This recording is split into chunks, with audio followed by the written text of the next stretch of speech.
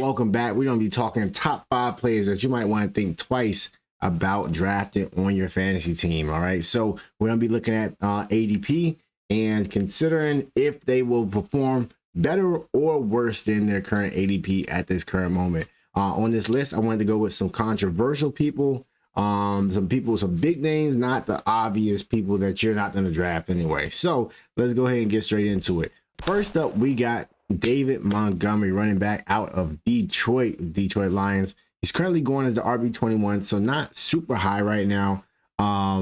This whole backfield reminds me of the Mark Ingram and Alvin Kamara backfield a few years ago, where you had two talented running backs with different roles in the offense, and they were able to both coexist and succeed.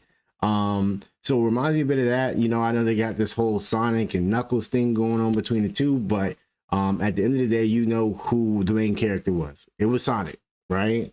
And so, you know, I'm not saying that he's going to be a complete bust, but I just don't think that he's going to have the type of season like he had last year.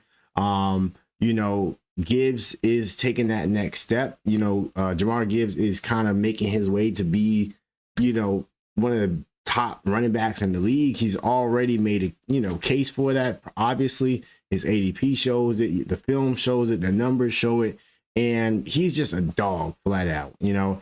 And I mean, Montgomery is a dog too. I'm not gonna lie, Montgomery's a dog, but I mean, he is going on 28 years old, right? Last year, let's see, he missed 3 games coming off of that MCL sprain toward the back half of the season, which we all know about. Also, I mean, he was top 8 in TDs last year. So, you know, his ability to get into the end zone. I mean, I remember David Montgomery was scoring every single week last year. And so I just don't think that he's going to duplicate that same type of season. I think that there is a natural regression that's going to be coming. I think that Jamar Gibbs is going to be making that step up. And I mean, also another thing to note as well is that David Montgomery's touches did go down from the previous year up until last year. I think that they may continue to go down as well as they start to give Jamar Gibbs more volume share in this backfield. So not saying that he's going to be horrible as a player, but I just would think twice about drafting him, you know, and you have to limit expectation a little bit. All right. Number 2 is Joe Mixon, running back out of the Texans, man. So he's currently going as an RB17 right now. Last year, he was 13th in carries.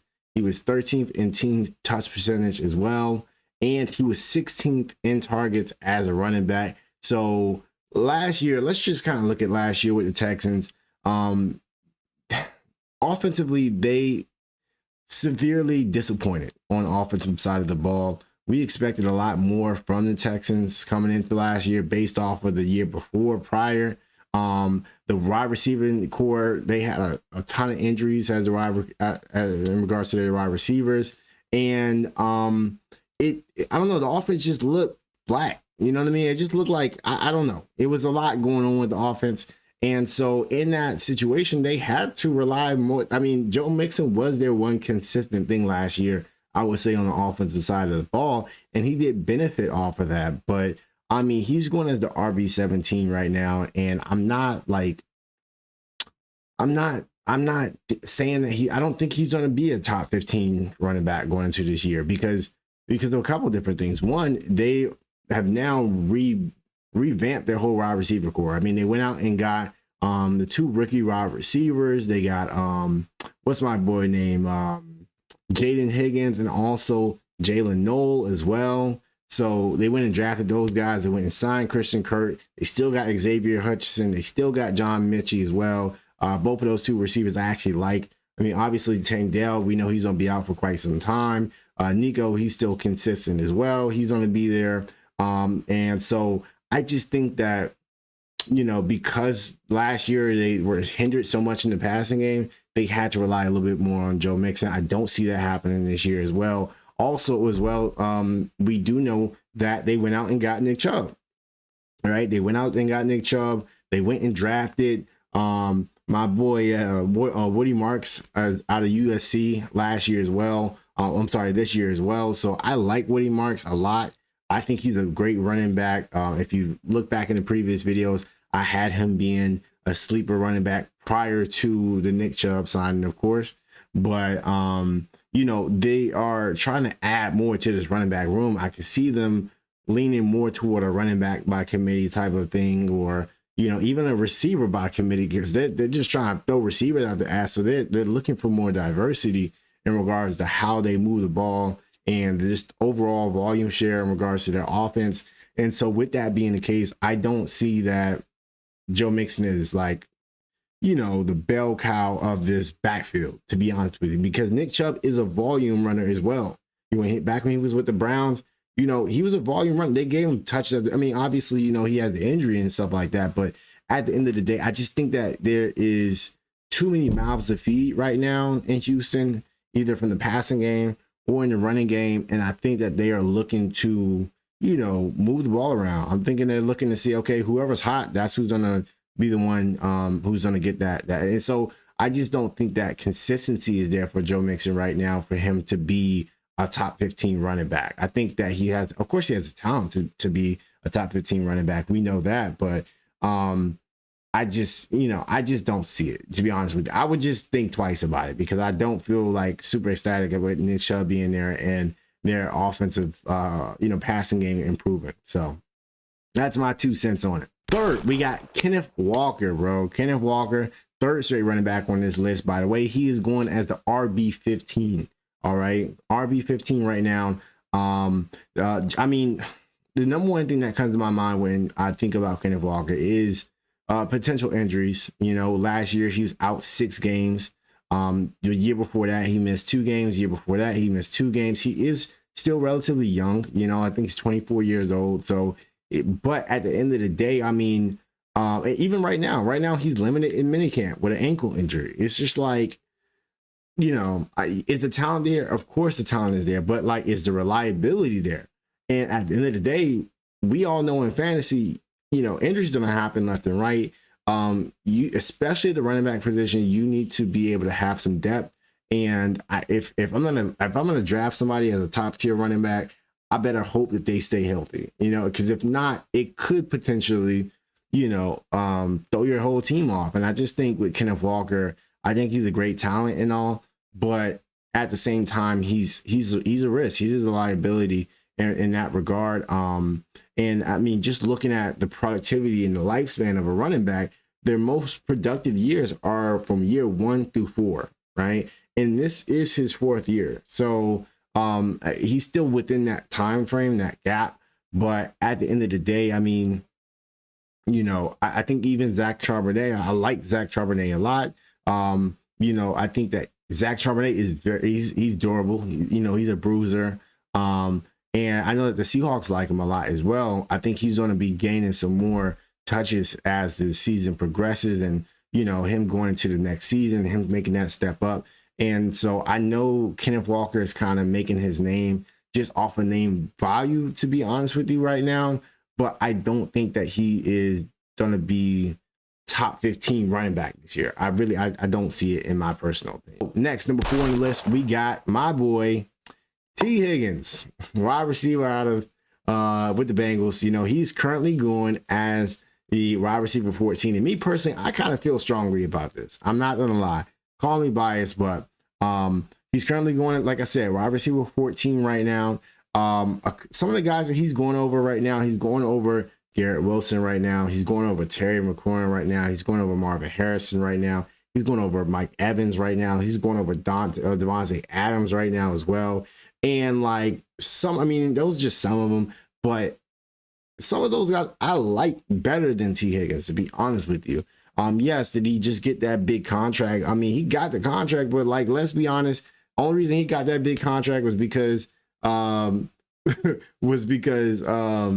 know, his boy Jamar Chase, you know, they have the same agent, and you know, Jamar was like, hey, I need, if you don't resign me, I gotta keep T. Higgins here too. And it's just like, you know, like, all right, bro, here you go. It's like that type of money, to be honest. But I'm not saying it. T. Higgins is a talented player. He is. I'm not trying to discredit him.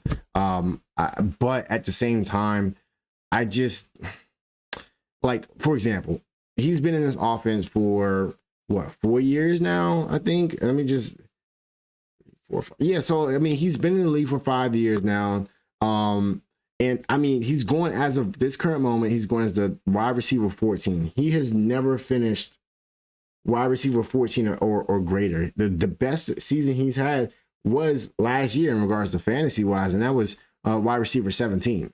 And so, I mean, I'm just saying, like, this offense has not really grown a lot recently. This team has not really changed a lot recently. It's still Joe Burrow, it's still Jamar Chase, it's still T. Higgins, it's still like, it's not really much changing. I don't really see that. I don't see his performance much changing either. If we're looking at the past 5 years he's been in the league, last year was wide receiver 17. The year before that was wide receiver 51. Got injured. The year before that was wide receiver 18, wide receiver 24, wide receiver 28.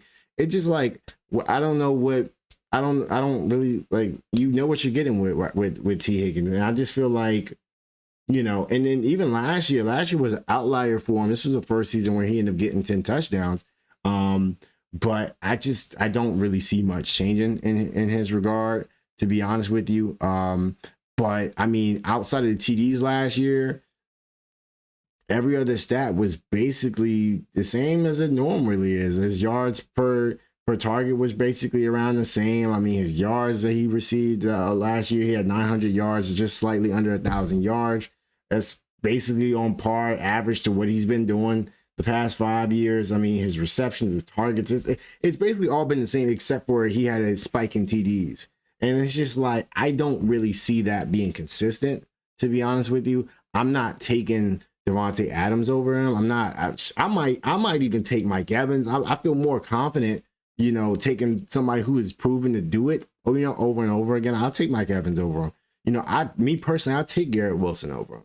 I would take more of that high-end upside wide receiver one risk with those guys versus T. Higgins, who I don't really feel like is that number one. You know what I mean? Like, I don't think he's going to give you wide receiver number one numbers day in week in and week out. And it just, you know, so I don't see him being a top 15 running wide receiver at the end of the year. When we go back and look at this, I don't see it. So, I mean, that's my 2 cents on it. I don't think he's going to beat his ADP.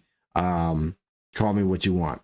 All right. And then last on the list, I got DJ Moore. All right. DJ Moore.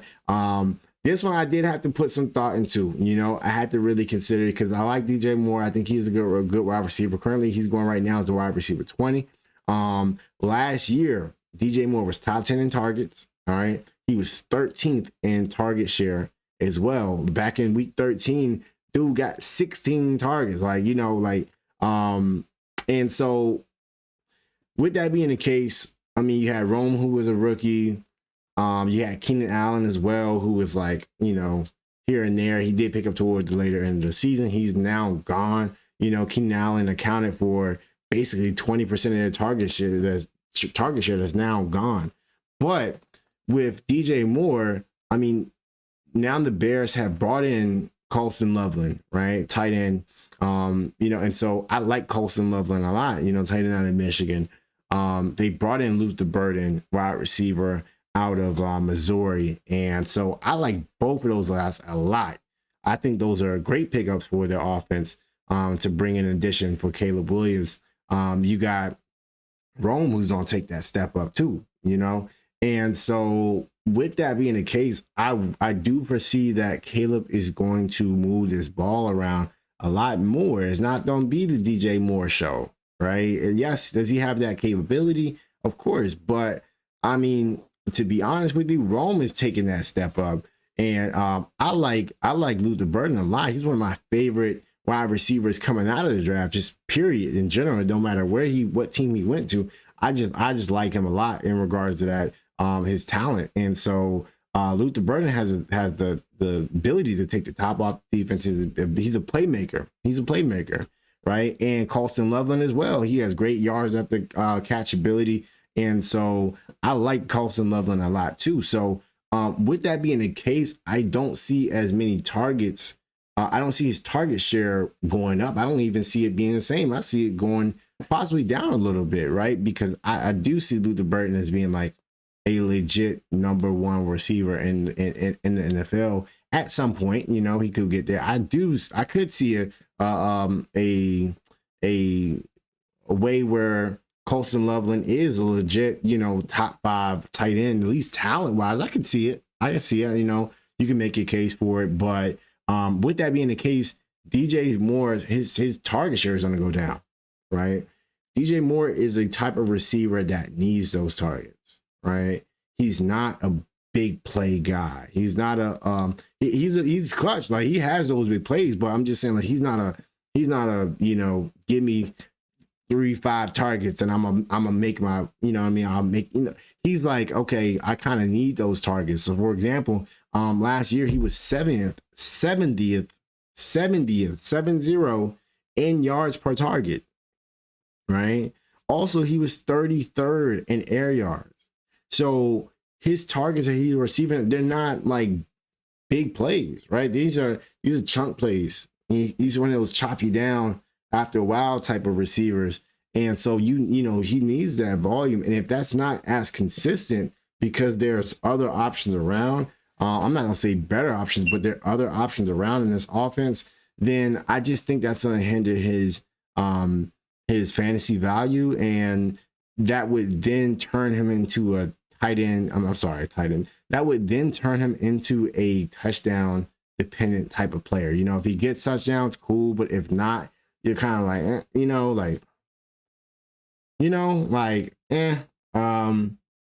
and so with that being the case, I would think twice about drafting DJ Moore. So those are my 5 people who I feel like are trap players. Let me know what you think about those 5. Let me know who you think are also trap players that maybe I didn't mention in the list. So go check it out, man. I want to know what y'all think as well. Appreciate y'all for joining, and see you in the next one.